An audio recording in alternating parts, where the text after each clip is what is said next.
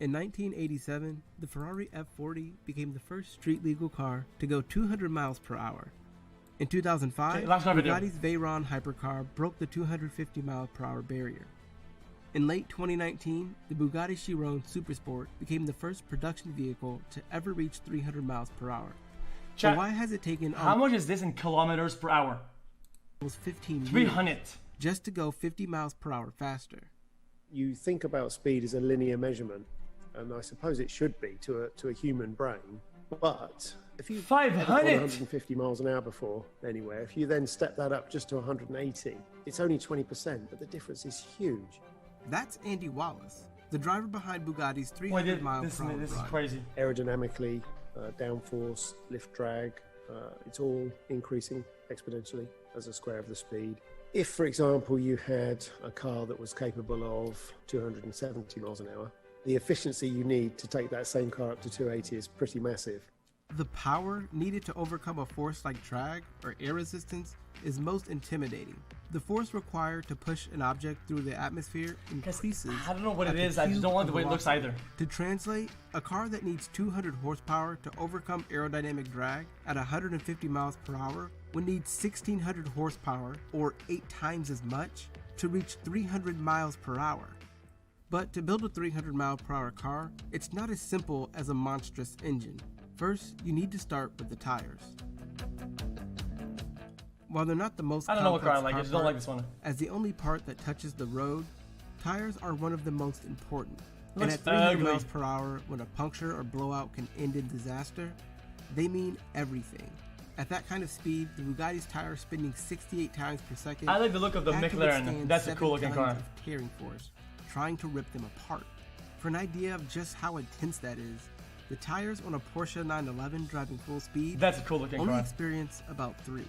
One of the things you need to do is you need to stop the tyre from changing shape, because these enormous tearing forces would actually make the tyre quite crowned on the top. The tyres were not totally different, same carcass, same mould as the standard Chiron tyre, but what they did do is reinforce the very last steel band that goes on the tyre before the rubber yes, goes I know on. all this. I think the tricky part was they didn't want to increase the weight of the tyre. To do this, Porsche Bugatti fine. chose every engineer's favorite weight-saving material, carbon fiber. It can be 10 times stronger than steel, but 5 times as light.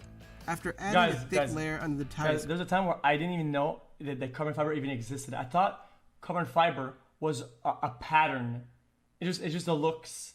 Carbon fiber was just gray and carcass, the layer of rubber square. below the tread That's all, dude. responsible for I didn't know it was a absorbing thing. shock. Bugatti's engineers had to test it.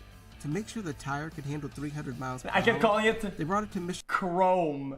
Oh yeah, dude, your hood? Yeah, bro, that's chrome, bro. I don't know. It took me years before catching Using on. the same test bench used by companies like NASA, they found that it could handle up to 318 miles per hour before warping. But even the strongest tire means nothing without the power to spin them. That's a cool looking engine, though. For an idea of just how much power is needed, look no further than one of Bugatti's biggest competitors in the race to 300 miles per hour, Hennessy.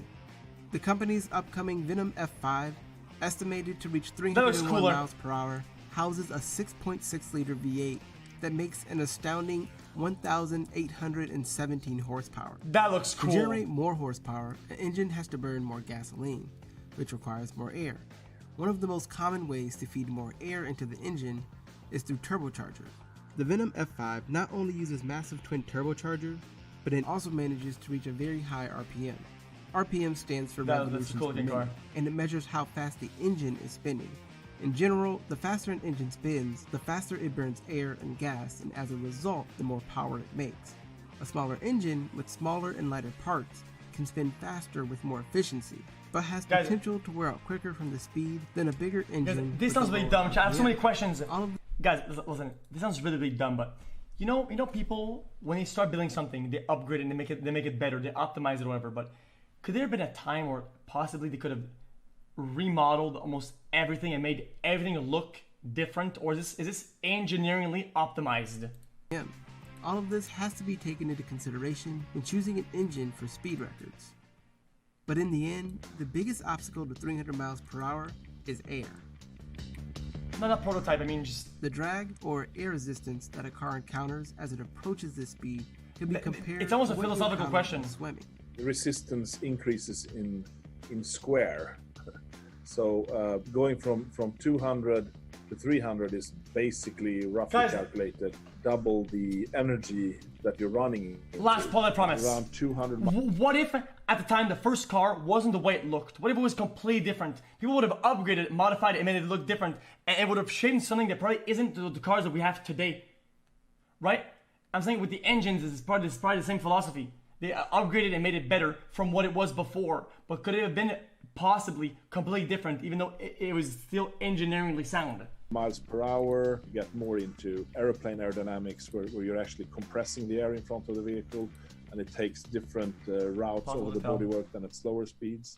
That's why the goal of engineers when designing a hypercar's body is to eliminate as much drag as possible. Ugly. No car does this better than automaker Koenigsegg's That's a plane. Jesko Absolute. That's a plane. Based on the company's Jesko hypercar, the Absolute is estimated to reach as Can't much convince as me. 330 That's an airplane. miles per hour. Similar to Bugatti's record-breaking Chiron, it has a longer flattened tail. This makes sure air flows off the car's rear seamlessly. Without it, you have a higher chance of separation in the airflow, which would only add to the drag. The car also improves other forms of resistance. The standard Jesko features a massive rear wing to increase downforce for those tight corners on the track. It's a cool looking But car though. downforce on the rear wing of a 300 mile per hour car would only slow things down. Chat, ditching the what do you guys think? I think this looks pretty fucking baller. I think this looks pretty baller.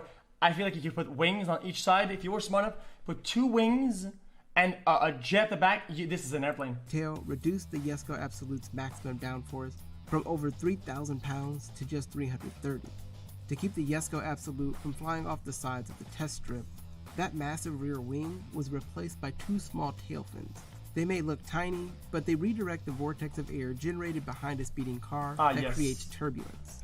And those sharply cut side vents do more than just Ugly cool ass the rims. They act like kind of small side parachutes.